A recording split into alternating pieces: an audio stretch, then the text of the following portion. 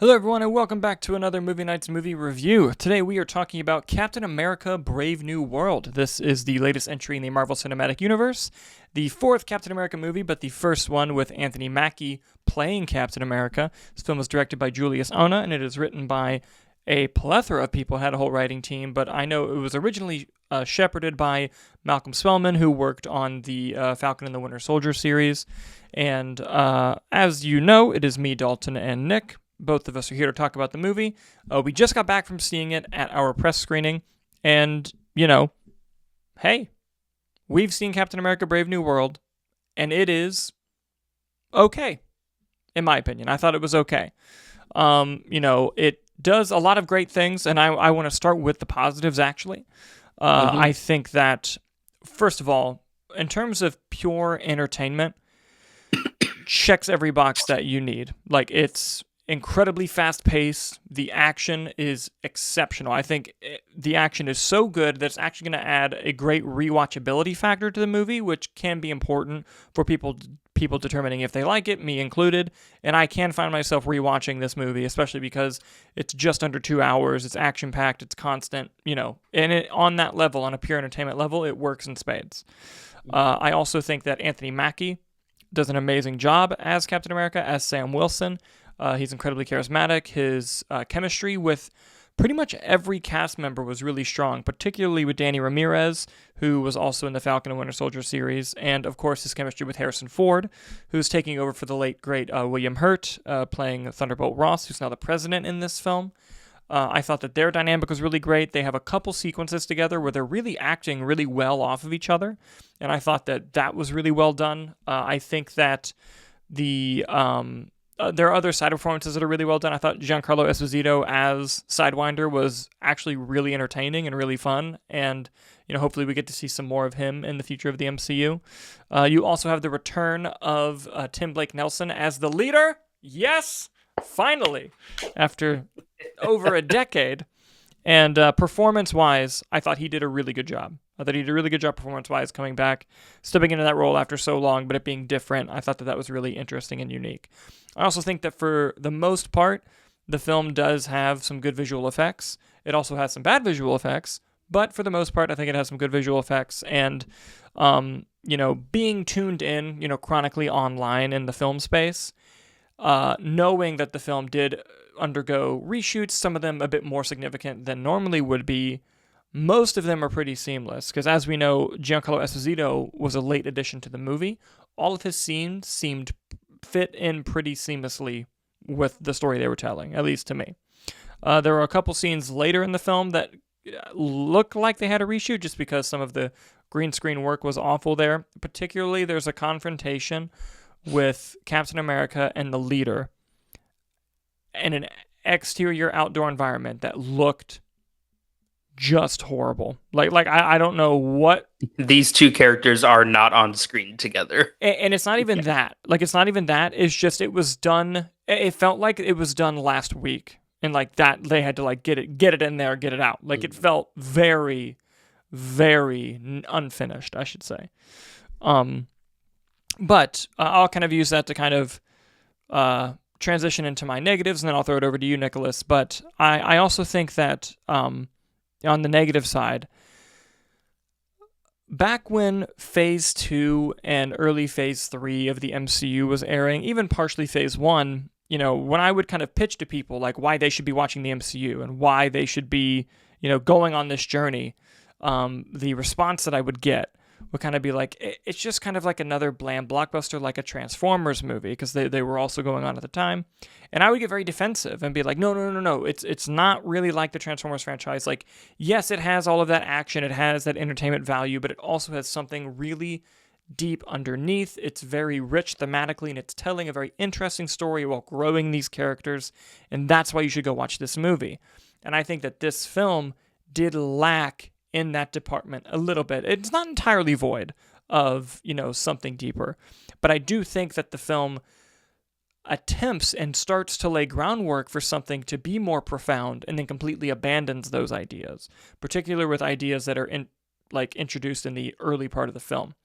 I'll throw in another positive to kind of make a point here. They bring back the Isaiah Bradley character, who is played by Carl Lumbly, who does an amazing job. And that part of the story was incredibly interesting, and it gets abandoned pretty quickly, or at least gets pivoted pretty quickly. And you have, these other opportunities for, Sam stepping into this role, taking on this mantle, and what it means. And yes, that idea was played with in Falcon and Winter Soldier, but the movie brings those ideas up itself, and it's dealt with in a very quick manner that allows the movie to keep moving and not have to sit with that.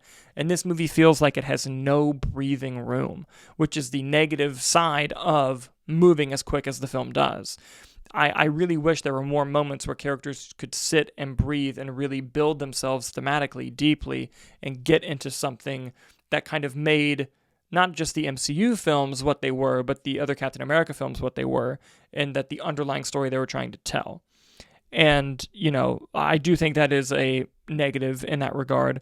I also think that the film, there's some exposition in the movie that is a little bit poorly done, and that the movie really, really thinks that you did not watch The Incredible Hulk. And it makes sure that you know what happens in The Incredible Hulk, down to where there's a news reporter that mentions something that they want the audience to know, but I won't say what it is, but there's no way in hell that was part of the actual news report. It was just there for you, for the person watching, which was a little bit distracting.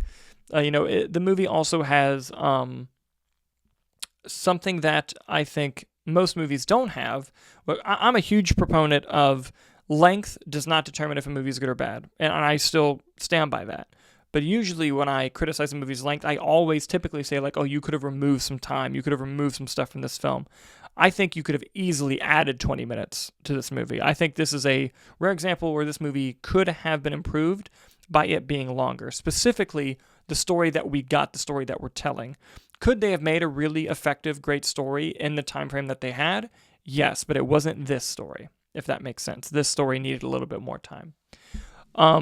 I'm sure I'll think of other things as I go along, but just to reiterate my thoughts, I thought the film was, it's a perfect 3-star action movie. It's the entertaining popcorn movie. It almost felt like a dad movie at times, which I'm not against dad movies, but it didn't necessarily feel like the best of the MCU, but it does not feel like the worst of the MCU either. It was perfectly fine. That's kind of my thoughts on it. Nicholas, I'll throw it over to you. Kind of give me your thoughts on it. Yeah, no, I would agree. I think with the majority of what you said, it is just a fine movie. I was very entertained. It doesn't reach the lows that some MCU movies have had. It doesn't reach the highs that a lot of them have had either. But I think it's perfectly serviceable, and I think with all the concepts of reshoots and rewrites and everything, I think there's a possibility we could have got a lot worse product than what we got here. True. I think that Anthony Mackie's fantastic. Sam Wilson, he makes an excellent Captain America. I think the action to me really is the standout of this film. He is a Captain America who has not taken the super soldier serum, doesn't really have the thought of, they kind of play with the thought of maybe I should have, maybe I shouldn't have within the film. But, he's someone who has the Captain America shield. He's got his vibranium wingsuit. And when he's without those things, he's a dude. And they really kind of use that as a way to add more tension to the action sequences. He's getting cut up, he's getting injured, he's getting hurt. And on the flip side, he's hurting these people back pretty hard as well. He's running around. There's a few shots, spoiler, he stabs a couple people, not lethally, but you can't imagine Steve Rogers doing that. So I think that's the nice sort of flip of really allowing him to establish who his Captain America is. And I think that Joaquin Torres, the new Falcon, I thought he was a good addition. Was not a fan of his suit personally. I won't lie. Yeah. But I think that their dynamic and their banter, I thought was really good. And I think that again, like what you said, Anthony Mackie's sort of dynamic with all the characters in this movie, I thought was really well done and really strong. And the way that they interact with each other. I think for me, the biggest sort of holdups are that sort of catching people up who haven't done their homework, and it's not to say that you Mm, have to watch everything, but it does sort of bog down, like, who are we trying to service here? Are we trying to service the fans who we don't need to tell them that, you know, Thaddeus Ross has a daughter named Betty. Betty Ross. But now we have to say, "Oh, how's my daughter, Betty Ross?" And you're like, "Oh, that's who that is." So I feel like Marvel has always been bad about trying to find that balance of, are we servicing the diehard fans? Are we serving the general audience? And how do we make it entertaining for both? We got a lot of, this was sort of reminiscent of Iron Man 2 in a way for me. It was very much like MCU the movie, right? We're throwing in adamantium as you saw in the trailer. Tiamat, the celestial island, is back as well from Yes. Eternals. Yes. So I think that they were throwing a lot into this movie, and again, it's fine. It's fine. I thought that honestly, like, I thought Giancarlo Esposito was the best reshoots. I think adding Giancarlo Esposito to your film is always a good idea. I Yeah. think he should be in everything. And at least, that didn't feel as, that felt polished. That felt like it may have always been in it. And we love a recurring villain. He just kind of keeps popping up throughout the movie. And you don't see that a lot in comic book movies anymore, you know, which goes to another point. It does feel like a comic book movie, and I don't mean that in like a negative way. I don't mean that necessarily in a positive way. But right, we have Hulks running around. We got reoccurring villains. We got great action set pieces. Like, it did have a nice rhythm and flow to that. But on the flip side, you want, with the comics, these are deep characters that, you can get a lot of story out of them. And some of the best MCU stuff, like Infinity War, that's like a drama basically. I mean, Hmm. you get your big action set pieces, but it's really a character focused movie, and you have to rely on your characters to have that, the writing to support that. And I think that's where this movie was lacking ultimately for me, is the story was just kind of, it was an intriguing plot, but it was kind of an uninteresting story. Like, I appreciated the sort of espionage Winter Soldier type feel. I was big fan of the leader. Not in this movie necessarily, but the idea of him coming back, I was really excited for, and even then, I think that was a little lackluster in my opinion. So this felt like it was the incorrect story for Anthony Mackie's first Captain America movie. Mm. I feel like this should have sort of been an end game of a lot of the TV shows, right? Like tying up some Secret Invasion, Falcon and the Winter Soldier storylines. Like, they introduced Isaiah Bradley in the movie, and they're like, "Hey, you better know who this is, but we're gonna also explain all of the 2008 Hulk." And Yeah. it's like, I Yeah. feel like a lot more people may have seen the Hulk than the Falcon and Winter Soldier show. Exactly. Yeah.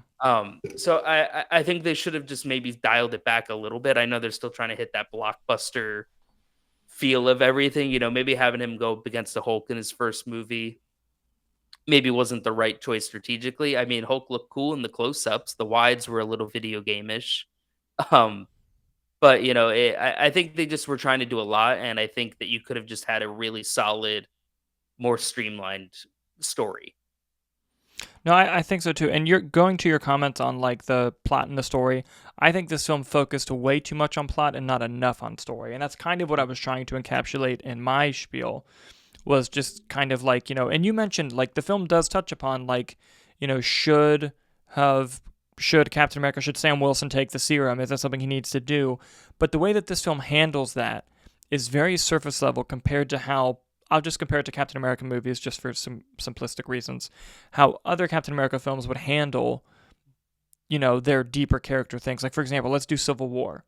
Mhm. Civil War is a movie that has pretty much every Avenger in it. But underneath all of that, and it has the plot of Zemo, implanting things to try to make them fight each other. But the story underneath it is it's really about Steve Rogers cares about Bucky Barnes that much. And, like, that's the story of that movie, is their relationship and how, like, unbreakable their bond is. And if you ask me, like, okay, what's the big underlying thing of this movie?